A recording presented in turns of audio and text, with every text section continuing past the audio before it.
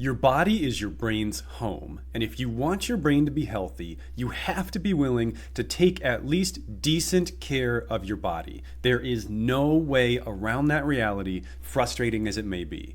I know that taking good care of your body and of your physical health when you are struggling with mental health can kind of feel like being stuck between a rock and a hard place. It's a little bit of like an order of operations issue, because when you're struggling with your mental health, you tend to care less about yourself and therefore not care for yourself as well. Because it's hard to take good care of things that we don't care about or think are important. You also probably have less energy, less motivation, maybe even less money to some degree when you're struggling with your mental health. And all of those variables absolutely play a role in your self-care.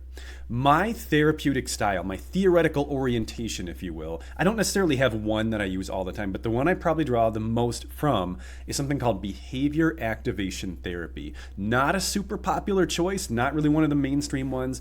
The core premise behind behavior activation therapy, at least in my paraphrased version, is if you act differently than how you feel and think, you can change how you feel and you think by acting differently. Basically, your feelings, your thoughts, and your behaviors all kind of have this like Triforce-like relationship with one another. There isn't one that causes the other two. They're all in constant communication with one another. But in terms of where we have control or agency, you have no direct control over your emotions. None. You can't just choose what to feel. Anyone who says choose happiness, just cheer up, whatever, that's literally worthless. That's not a thing the human brain can do. Thoughts, you have some control over your conscious thoughts, but you can't control your subconscious thoughts because you don't even know you're having them, and the majority of our thoughts are subconscious. So we have some agency over thoughts, but pretty limited surface level. Behaviors, however, are where we have almost complete control. I say almost because there's always circumstances where you can't control your behavior, right? Like if you're just completely exhausted, like there is a point where you have no energy left and can't do more stuff in the day. But generally speaking, we get to choose how we behave. And so if we want to change our trajectory of life or change how life is feeling to us, behaviors, in my opinion, are the easiest entry point to disrupting our current ecosystem and making things go in a different direction. Now, changing your behavior before your thoughts and feelings have changed, the downside to that is it feels really awkward and fake at first. It feels like you're pretending to be somebody who you're not because you don't actually feel or think things that are in alignment with the behaviors. But that awkward fake period where you kind of feel like you're like auditioning for a character in a movie, it won't last very long because changing your behaviors will change your thoughts and will change your feelings. And the specific behavioral changes we're going to talk about today are dietary. Here's the reason for that. When your brain is working properly, when it is working as well as it is capable of working, some of your problems, your emotional and mental problems, will seemingly magically disappear. Here's why that is.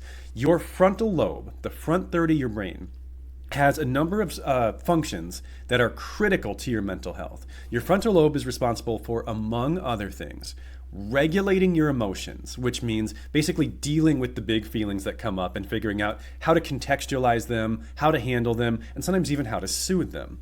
Critical thinking, which is your ability to take an idea that you've heard, whether from someone else or from yourself, from your own brain, and try to figure out, is that actually a real thing or not? Does that actually make sense? So when my brain's throwing like ridiculous negative thoughts at me all day long, like you're a stupid loser who isn't doing anything in life, critical thinking is the function of my brain that says, hold on, like that's kind of ridiculous. You have plenty of reason to not believe that thing. And the third that I want to highlight is social engagement. Your frontal lobe is the part of your brain that helps you do things like know when someone is being sarcastic, understand tone of voice and body language, take the perspective of another person and understand like why they're doing the things they're doing.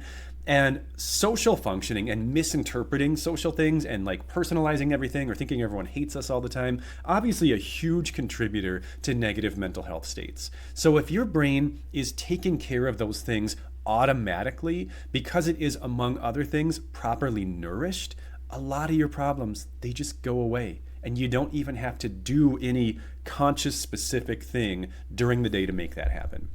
Now, before I get into my 8 action items for you, I do need to give a brief disclaimer here. I am not a medical doctor. I'm a psychologist. So the doctor in front of my name, it's not misleading, but my doctorate's kind of more like a college professor type doctor. I did not go to med school.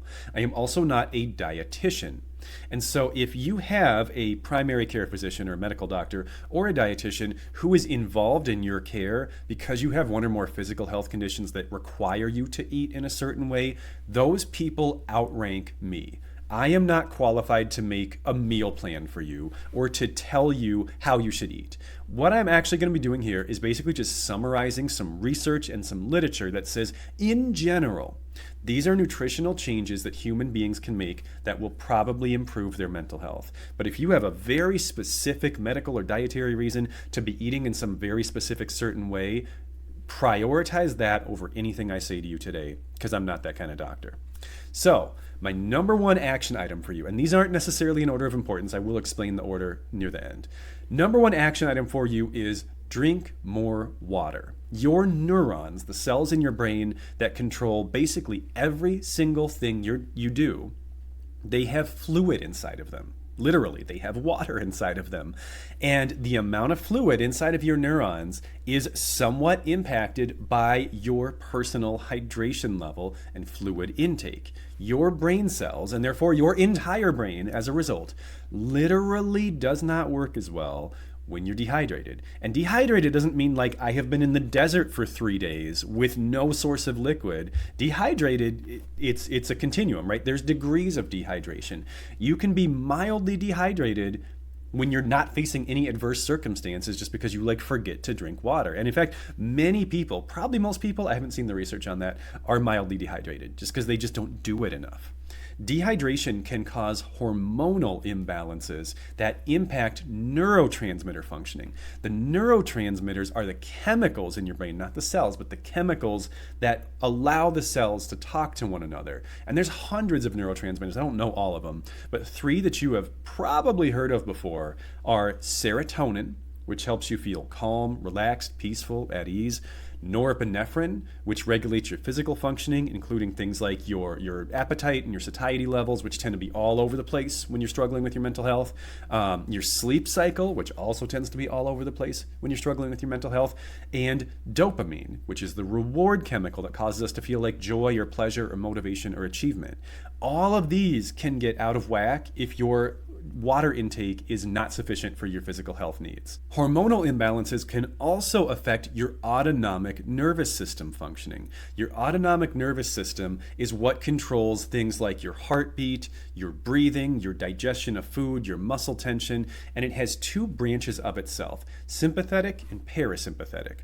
The sympathetic branch of the autonomic nervous system is what controls the fight or flight response. And the parasympathetic branch of the autonomic nervous system controls what's often called the rest and digest response. So we generally want to be in parasympathetic nervous system functioning unless we're actually in danger.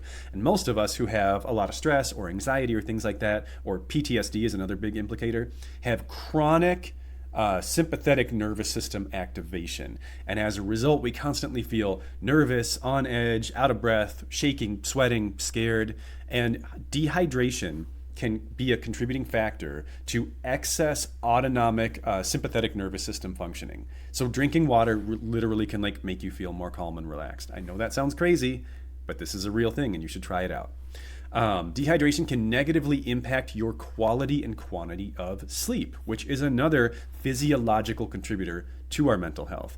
Dehydration can exacerbate somatic symptoms. So somatic symptoms are the physical symptoms of a mental health condition that we sometimes experience. So that can include things like fatigue, headaches, stomach aches, general muscle aches and pains. If you have depression or anxiety, you probably get some of these anyway from time to time. And if you're dehydrated on top of that, it just exacerbates the thing you're already struggling with.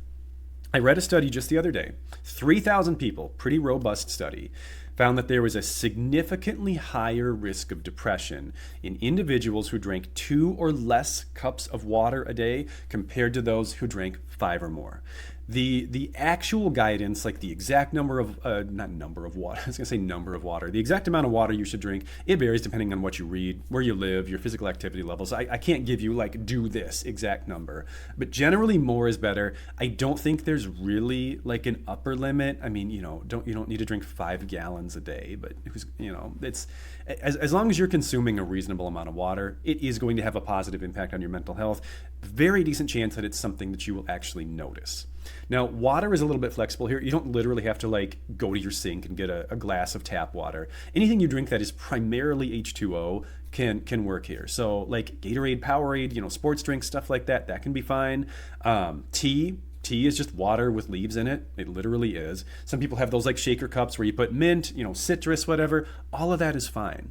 Just don't count like caffeinated pop or energy drinks as water, because even though they do contain primarily liquid, a lot of other stuff in there too that kind of gets in the mix. Before I go on to my remaining 7 items, I'm just going to give you a brief challenge here, and you can choose to accept it or not accept it, because I am not the boss of your life and I have no control over you. But what if you went and got a glass of water or a water-like substance right now and just worked on drinking it while you watch the rest of this video or listen to the rest of this podcast, and see if that doesn't give you a little hydration momentum. My second idea is to focus on whole foods. Now, I know like whole foods is a term that gets thrown around a lot and defined rarely in my experience. So what I mean when I say whole foods are foods that are as close to the format in which they exist in nature as possible. So like an apple is literally an apple. Like if you go out and find an apple tree, there's an apple on it. And if you go to the grocery store and there's an apple there, that's the same format, right? Compared to like applesauce, which is an apple that has been changed to a different form. Some things have been taken out of it, some things have been added to it. Very generally speaking, the more of our food that resembles the state in which it exists in nature, the better our physical and mental health will be. And the reason for that is that whole foods contain higher levels of vitamins and nutrients that are vital for our brain functioning. Processed foods, which are the opposite of whole foods, those are foods that like don't resemble anything found in nature. So like goldfish crackers, for example. There's no goldfish cracker tree. There aren't goldfish crackers swimming around in rivers. Those are a processed food because they take a bunch of stuff and they make it into something new. Processed foods and high sugar foods have a higher risk of causing inflammation of the brain. And inflammation of the brain is a risk factor for depression and anxiety and probably every mental health condition to some degree. Also, high sugar foods, and you're more likely to have high sugar amounts in processed foods than whole foods. High sugar foods have a pretty wild impact on your blood sugar, and your blood sugar has an impact on your mood and your cognitive functioning. When you consume a lot of sugar throughout the day, your blood sugar exists in like peaks and valleys, and your mood and your brain functioning are also going to go in peaks and valleys. So if you kind of feel like you're on a mental and emotional roller coaster all day long, the sugar content of your food could be one of the reasons that's happening. Number 3 is a little bit similar to number 2, but with a twist. Number 3 is switch up your snacks.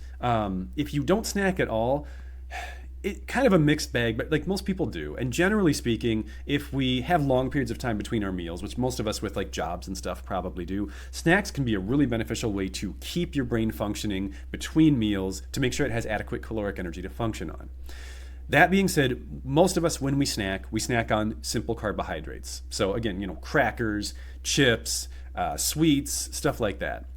This, again, is going to spike and then crash our blood sugar level because carbohydrates are very, very fast digesting macronutrients. So they give you a ton of energy, like they're very front loaded. They give you a ton of energy very quickly, but then that doesn't last very long. And so it kind of keeps you not only all over the place mood-wise, but also hunger-wise. Like you feel really full after snacking on a bunch of carbs, but then you're like pretty hungry again like 2 hours later because your body and therefore also your brain have gotten everything they were going to be able to get from that. If you can switch some of your snacks from being carbohydrates to protein and fat-driven snacks instead, so that would be things like meat sticks, cheese sticks, beef jerky, nuts, nut butters, peanut butter, stuff like that. Just anything that has a decent amount of protein or fat in it. Even protein bars, protein shakes, these are going to have a more beneficial long-term effect on your satiety level. They're going to keep you full for longer. They're going to give your brain a longer energy curve to draw from. And ultimately, they're just going to kind of smooth out your mood and your functioning. The fourth is to eat breakfast.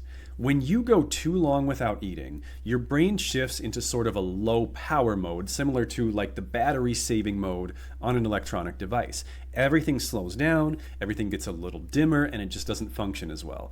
Calories is actually an abbreviation. The full term for calories is caloric energy. You're literally consuming energy when you eat food. And your brain, of course, uses that energy to do everything it is capable of doing. Most of us probably stop eating several hours before we go to sleep, and hopefully don't eat in the middle of the night. So when you wake up in the morning, you have already gone a pretty long time without eating, and you're probably already in or close to that low power mode because there's very little caloric energy in your bloodstream at that point. That's why breakfast is so important, because you're already kind of functioning at a deficit state. You're basically experiencing like rollover hunger from the day before. I know that breakfast can be challenging for many reasons. If you're not in the habit of eating it, you just don't feel hungry because your metabolism has slowed down in the morning. A lot of us are very busy and very rushed in the morning, trying to get ready for work or school or get our kids ready or whatever. So I get it. I understand the realities that mornings can be hard. When I say breakfast, I don't mean that you have to go make pancakes and an omelet and bacon from scratch. That's cool if you do, but you don't have to. When I say eat breakfast, I mean literally consume food in the morning. It can be something quick and easy. Again, I don't always prepare a full breakfast either. I'm no hypocrite. It's a tough thing to do. Some days my breakfast is a protein bar or a protein smoothie or something along those lines. It's not always like, here is my prepared meal that I eat on a plate with a knife and a fork. And that's okay. Do what you can do. Just try not to run on empty for too long, because that's going to have a pretty significant negative effect on your brain functioning. Idea number 5 is to add more fish and or nuts to your diet, because those are the 2 most prevalent sources of omega-3 fatty acids. This is an area that we do appear to need to study a little bit more, because we don't, when I say we, I just mean like psychologists. We know that omega-3 fatty acids are really, really beneficial for brain functioning and for mental health. We don't appear to have reached a definitive conclusion on why that is. So this is one of those correlation, not causation things, right? We have clearly seen that people's brains work better and people enjoy better mental health when they have higher levels of omega-3 fatty acid intake, but we don't know the exact mechanism behind that correlation yet. There was an interesting study on rats, so obviously massive grain of salt here. Rats that were administered an omega-3 fatty acid supplement had higher behavior escape change rates. What that means basically is when the rats were presented with like frustrating or challenging stimuli, like a maze, that they couldn't find their way out of or things like that, the rats that had the omega-3 fatty acid supplement were more able to break out of patterns or routines that they had previously tried that weren't working, and more able to create novel and ultimately successful solutions to previous stimuli. Of course, we can't know for sure if that relates to human beings, but rats are actually pretty smart. And their brains are more similar to ours than you might guess, given what they look like and how big they are. And I know that behavior escape change, like getting stuck in the same patterns over and over and over again, is certainly something that happens to a lot of people that I know and work with. So if that kind of resonates for you, it might be worth thinking about what your omega-3 fatty acid intake looks like. My 6th idea for you is to add amino acids to your diet. Amino acids play a critical role in providing us with physical and mental energy by helping our metabolism break down the foods we can consume, keep our immune systems functioning properly, and help regulate our neurotransmitters, again, which, as you guys probably know, are all quite important if you want to have a stable mood. In a perfect world, we would get all of our amino acids from the foods we eat. But as I'm sure most of you know, we don't live in a perfect world, and our sources of food are no exception to that rule. Most of our diets are so highly processed these days that we are very, very deficient on these amino acids, these critical building blocks of our collective health. I know that the world of nutritional supplements can be kind of an intimidating one, and there are a lot of questionable brands and products out there, probably with even more artificial ingredients in them than the processed foods that we're trying to supplement. And that is why I am proud to partner with Kion for today's content. Kion makes high quality essential amino acid blends that contain all 9 essential amino acids in one product with transparent labeling, non-GMO ingredients, and no added sugars. We talked about that a little bit ago. That puts you on the energy and mood roller coaster. They have all kinds of delicious flavors. I've only tried 2 so far, watermelon and cool lime. They are both excellent. I personally give a slight edge to the cool lime, but I always prefer lime flavors, so that may or may not mean anything to you. If you want to try Kion, I'll leave a link in the description, and I'll also throw a QR code here on the screen. You can use either of those to get 20% off your purchase. Now, that was 6. There's 2 left. I saved the last 2 for last. I told you the order wasn't based on efficacy. The order of these ideas was based on how much I thought they would make you hate me, and specifically the last 2. These are the statistically most likely reasons I'm going to give you to unsubscribe to my channel because these are very unpopular lifestyle changes in at least in American society. So, grain of salt. I'm not the boss of your life. Do what you will. These are just ideas. Number 7 is to reduce or eliminate alcohol. I could give you a 1-hour presentation on why you should consider doing this. It would be really technical and really boring to the majority of you. But the brief summary here is alcohol impacts neurotransmitter functioning, again, serotonin, dopamine, norepinephrine, even GABA to a degree, in a way that counteracts all of the positive changes you're trying to make. So think about things like exercising for mental health, for example, taking medications, doing things like breath work and progressive muscle relaxation.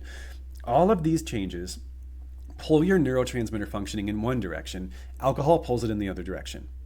And so working really hard on your mental health, during the day, and then consuming some alcohol at night is a little bit like going for a run and then rewarding yourself for that run with 3 brownies. No offense to anyone who does that. I am, again, not the boss of your life. But the net result of I worked really hard to do this and I rewarded myself with this is if they kind of cancel each other out, then you're working for nothing. Maybe not literally nothing, but you're undoing a lot of the hard work that you just spent time and energy on.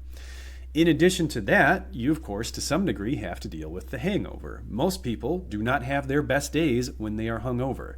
And at least for me, sometimes all it takes, I am a very fragile person. I am a very sensitive person.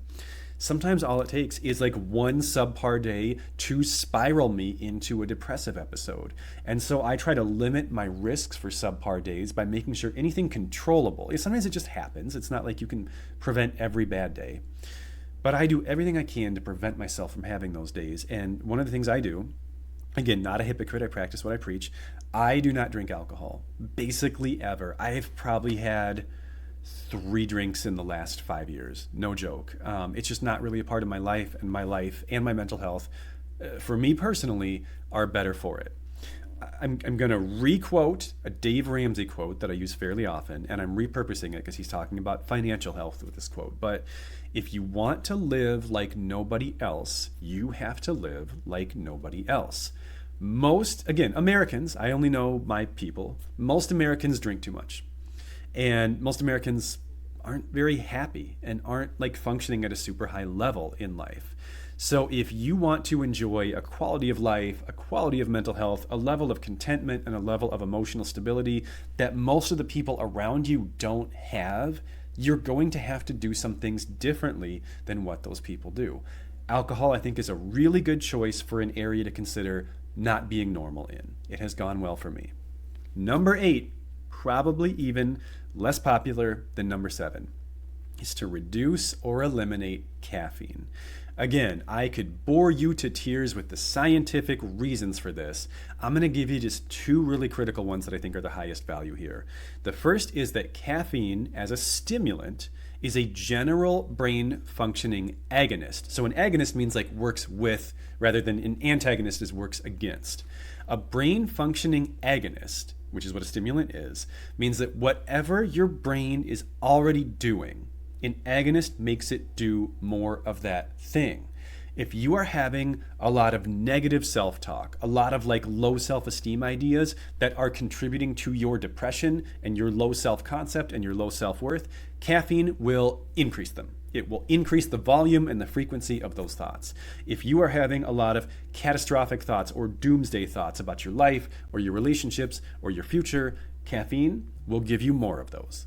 If you are really, really happy with what your brain is doing during the day and you want it to just do more of the same that it is already doing, by all means, consume a whole bunch of caffeine. If you don't like what it's doing, you're just adding fuel to the fire with caffeine. You're just making it do more of what it is already doing. And I'm not sure that that's something that most people need right now. The other thought that I'll leave you with regards to caffeine, is that it is one of, if not the biggest contributor to insomnia. Caffeine has a half-life. No, I'm sorry. Caffeine has a quarter life. I'm going to give you the really specific one of 10 to 12 hours, depending on a person's metabolism. So I stole this metaphor from Matthew Walker, the sleep doctor. Great source of information. He says if you consume 1 cup of coffee or 1 energy drink 12 hours before your bedtime, let's say you go to bed at midnight, so this is noon. Go to bed at midnight, you drink a Monster or a Frappuccino or something at noon. That is functionally equivalent to getting into bed and noticing like, oh, I still have a quarter of a Monster here. And as you're like laying down going to sleep, you chug that quarter cup of Monster. You probably wouldn't do that, not only because it would be flat and disgusting, but also because you know that's going to screw up your sleep, right? And even if you're one of those people, I know some of you are going to come at me and be like, I can do it. I can drink all the caffeine I want and still fall asleep. Okay, cool. So it doesn't affect your sleep initiation. It affects your sleep quality. Because getting a good night's sleep is a matter of quality and quantity. It's not just how many hours, it's what happens during those hours. And caffeine, when there's still caffeine in your system, alcohol does this too, by the way, it impairs your ability, your brain's ability, to reach those deeper stages of sleep, and it keeps you in shallow sleep. It keeps you in light sleep, REM sleep. And so you don't really get the rest you need from your sleep, even if you got plenty of it. So consider making some changes to your relationship with caffeine. You don't have to. I just think it's worth considering. And again, I don't consume no caffeine. I'm not nearly as stringent with myself with caffeine as I am with alcohol. I do limit it most days to 1 caffeinated drink and within the first 2 hours of my day. Past like 10 o'clock is the cutoff for me, 10 a.m. because I go to bed early. I go to bed at like 10 p.m. So I usually try to have it around 8 or 9 in the morning, and that's it. Those are my ideas for changing your mental health by changing your dietary intake. It's a strictly behavioral plan that is relatively easy to do compared to, changing your relationship with yourself or changing your thoughts. So I prefer these kind of high action ideas because sometimes they give us quick wins, which is not something we get often in the world of mental health. Let me know what you think of these ideas. If you personally have made any dietary changes in your life that have improved your mental health, please help our subscribers out and let us know in the comments what's been a high action item for you. As always, take care, and I will see you next time.